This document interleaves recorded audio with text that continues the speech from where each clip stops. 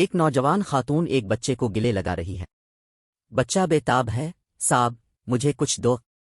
ایک نوجوان عورت جس کی گود میں ایک بچہ تھا ہاتھ پھیلائے پوچھ رہی تھی، اس کا باپ کون ہے؟ اگر آپ پرورش نہیں کر سکتے تو آپ کس وجہ سے اولاد پیدا کر رہے ہیں؟ سیٹھ نے غصے سے کہا۔ خاتون خاموش رہی۔ سیٹھ نے سر سے پاؤں تک اس پر طنز کیا۔ اس کے کپڑے گندے اور پھٹے ہوئے تھے، پھر بھی وہ لذت مند اور سڈول تھی، اور اس کی شکل بہت اچھی تھی۔ سیٹھ نے کہا، کیا تم میرے گھوڑوں کی پناگاہ میں کام کرو گے؟ آپ کو کھانا اور نقدی بھی ملے گی۔ بھکرن سیٹھ کو چیک کرتا رہا۔ سیٹھ نے کہا، تم ضرور آرام کر سکتے ہو، بہت زیادہ کیش ہوگا۔ خاتون نے دریافت کیا، سیٹھ تمہارا نام کیا ہے؟ سیٹھ، نام سے تمہارا کیا مطلب ہے؟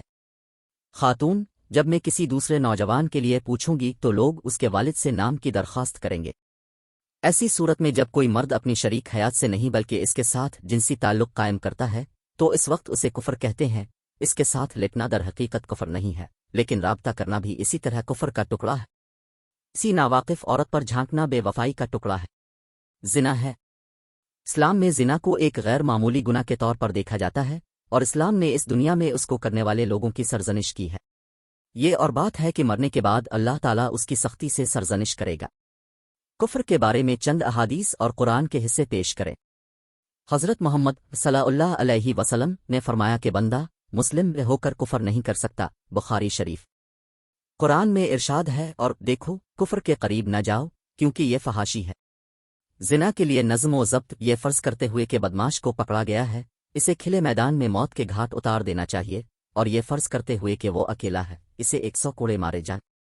بخاری شریف۔ کل دیکھا گیا ہے کہ بہت سے لوگ اس غلط کام میں مصروف ہیں، خصوصاً اس بازار میں جہاں لوگ جاتے ہیں، بچہ ہو یا جوان عورت، اور بعد میں اس جرم کے ارتکاب کے بعد وہ اپنے ساتھیوں کو غیر معمولی فخر کے ساتھ بتاتے ہیں، لیکن ساتھ ہی ساتھ انہیں بھی ایسا کرنے کی ترغیب دیتے ہیں۔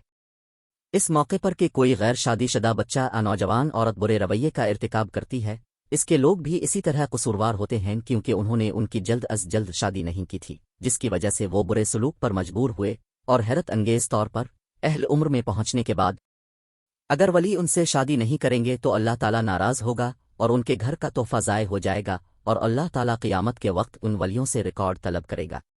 مزید برآں ایک جگہ اللہ تعالیٰ نے قرآن میں فرمایا کہ پاکیزہ جوان عورتیں نیک جوانوں کے لیے ہیں۔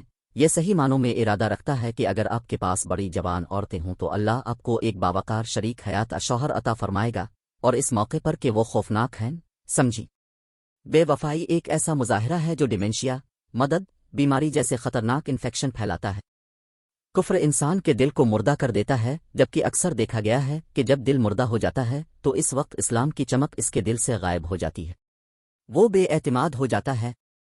کوئی بھی فرد جو بھی غلط کرتا ہے، اس کے بچوں، ماں بہن کو اس دنیا میں اس کی قیمت ادا کرنی پڑتی ہے۔ امام شافعی رحمت اللہ علیہ فرماتے ہیں کہ کفر فرض ہے۔ فرض کریں کہ آپ یہ فرض ادا کریں گے، یہ آپ کے گھر سے کم از کم آپ کی بہن اور چھوٹی بچی سے جمع کیا جائے گا۔ ساتھیوں، اس ناقابل یقین گناہ کے لیے مختلف مضامین ہیں، اس لیے اپنی اور اپنے ساتھیوں کی حفاظت کریں بھی بچائیں۔ ایسی صورت میں جب آپ نے اپنے ساتھی کو اپنی جنسی کہانی سنائی اور اس نے بھی ایسا ہی کرنے کا ارادہ کیا اور اس نے ایسا کیا تو آپ بھی اس سے غلط کام کریں گے، کیونکہ آپ ہی وہ شخص ہیں جس نے اسے راستے سے ہٹا دیا تھا، دکھایا گیا۔ اس کے علاوہ جتنے بھی لوگ آپ کے ساتھی ہوں گے بعد میں کوئی نہ کوئی راستہ دکھائیں گے، ان میں سے ہر ایک کی خطا آپ کے ریکارڈ میں آ جائے گی۔